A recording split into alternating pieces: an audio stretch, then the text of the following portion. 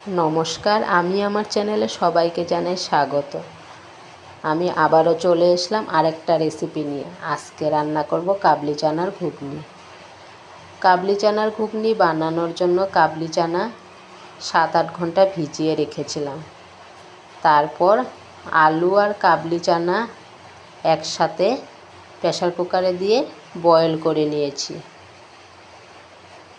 তারপর তেল গরম করে জিরে ফোড়ন দিয়ে দিয়েছি। এখানে তেজপাতাও দিতে হয়, আমার কাছে ছিল না তার জন্য দিইনি।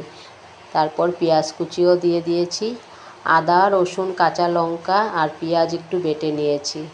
পেঁয়াজগুলি ভাজা ভাজা হওয়ার পর আমি ওই বাটা মশলাটুকু দিয়ে দিয়েছি। একটি টমেটো কুচি আর কাঁচা লঙ্কাও দিয়ে দিয়েছি। নুন আর হলুদ দিয়ে ভালো করে নেড়েচেড়ে ঢাকা দিয়ে দিয়েছি। তারপর একটু জিরের গুঁড়ো দিয়ে দিয়েছি আর বয়েল করে নেওয়া চানা আর আলুগুলো দিয়ে ভালো করে নেড়ে চেড়ে দিলাম। একটু হলুদ কম লাগছিল, তার জন্য একটু হলুদ দিয়ে দিয়েছি। ভালো করে নেড়ে চেড়ে আমার মেয়ের জন্য একটু উঠিয়ে রাখলাম, কারণ আমার মেয়ে ঝাল খেতে পারে না, তার জন্য আমি লঙ্কার গুঁড়ো দেওয়ার আগে উঠিয়ে রাখলাম। তারপর লঙ্কার গুঁড়ো দিয়ে ভালো করে নেড়ে চেড়ে জল দিয়ে দিয়েছি।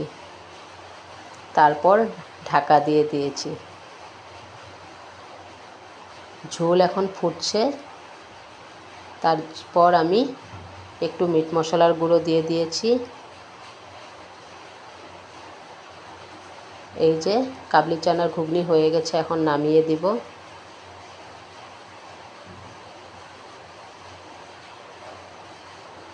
এই কাবলি চানার ঘুগনি খেতে খুব দারুণ লাগে। রুটি, পরোটা, লুচির সাথে খেতে খুব ভালো লাগে। আমার তো ভাতের সাথে খেতেও খুব ভালো লাগে। আজকের জন্য এখানে টাটা, বাই বাই।